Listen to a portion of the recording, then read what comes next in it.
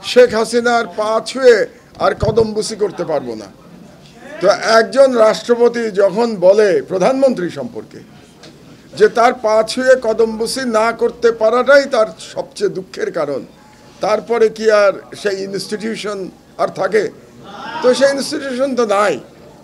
এবং বিপ্লবের পরে এই ইনস্টিটিউশনের নামে চুপ্পুকে রেখে দেওয়াটাই সবচেয়ে বড় ভুল হয়েছে। তো এই ভুল থেকে কিভাবে সংশোধন করা হবে সেটা রাজনৈতিক দলগুলো বিবেচনা করবেন, বর্তমান সরকার বিবেচনা করবেন, এবং জাস্টিস আব্দুর রহমানের মতো বিদগ্ধ ব্যক্তিরা সেটা বিবেচনা করবেন। এই ভুলের সিদ্ধান্তে তো আর্মিও আছে, এই ভুলের সিদ্ধান্তে ছাত্র নেতারা আছে যারা বিপ্লব করেছে। তো সবাই মিলে তো ভুল করেছে, কাজে কাউকে আপনি একা দায়ী করতে পারছেন না এই ভুলের জন্য। যেহেতু সবাই মিলে ভুল করেছে, তা আমি ভুল ধরে রাখবো কি কারণে? আমরা তো সবাই মিলে ভুল করেছি। এটা তো কারো দিকে আঙ্গুল দেখানোর তো কোনো সুযোগ নাই যে ও ভুল করেছে। এই ভুল তো আমরা সবাই করেছি। তো ভুল সংশোধনের সময় তো এখনও আছে।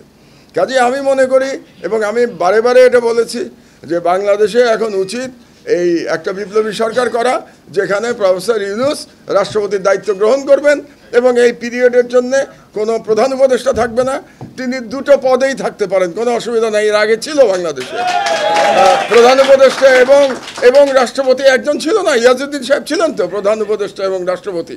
তো কাজী ইউনূস সাহেব একই ফর্মুলা দিতে পারেন, কারণ দ্বিতীয় কোনো ব্যক্তি আসলেই আবার অ্যাডমিনিস্ট্রেশনের ঝামেলা শুরু হয়ে যাবে। একজন চালানো সবচেয়ে ভালো, দুজন আসলেই দেখবেন নানা রকম স্বার্থের কনফ্লিক্ট শুরু হয়ে যাবে।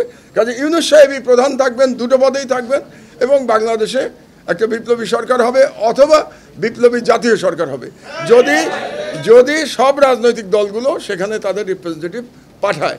আমি মনে করি, আবারও আমি বলছি, পলিটিক্যাল সায়েন্টিস্ট হিসেবে আমি মনে করি এটাই সর্বোত্তম সলিউশন বর্তমান সমস্যা থেকে আমাদের করার জন্য। এবং আপনারা জানেন যে বাংলাদেশ নিয়ে ভারতীয় ষড়যন্ত্র এখনও চলছে, একের পর এক তারা কার্ড খেলছে। মাইনরিটি কার্ড, তো কি বলে ওটাকে, মাঝখানে আরও অনেক রকম কার্ড খেলা হয়েছে, এখন ট্রাম্প কার্ড খেলা হচ্ছে, এখন ট্রাম্প কার্ড নিয়ে শুরু হয়েছে। তো একের পর এক কার্ড তো খেলে যাচ্ছে পতিত ফ্যাসিস্ট হাসিনা। তো এই ষড়যন্ত্র থেকে যদি আমরা মুক্তি পেতে চাই, তাহলে জাতীয় ঐক্যের কোনো বিকল্প নাই। সেই ঐক্যটা কি, বেসিসটা কি? 5ই আগস্ট। 5ই আগস্ট হচ্ছে সেই ঐক্যের বেসিস।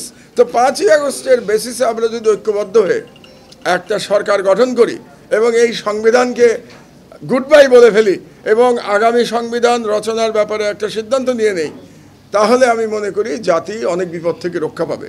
এবং আমি জানি না ডক্টর রিয়াজ কি, আলী রিয়াজ তার কমিটি কি প্রস্তাব দেবেন, তবে আমি আমার তরফ থেকে বলছি, আপনারাও সবাই আমার সাথে একমত কিনা আমি তাও জানি না, এই মঞ্চে যারা বসে আছেন তারা একমত কিনা আমি তাও জানি না, তবে আমি মনে করি বাংলাদেশে প্রেসিডেন্সিয়াল ফর্মে ফিরে যাওয়াই with check and balance with elected parliament সর্বোৎকৃষ্ট সলিউশন আমাদের সমস্যার জন্য।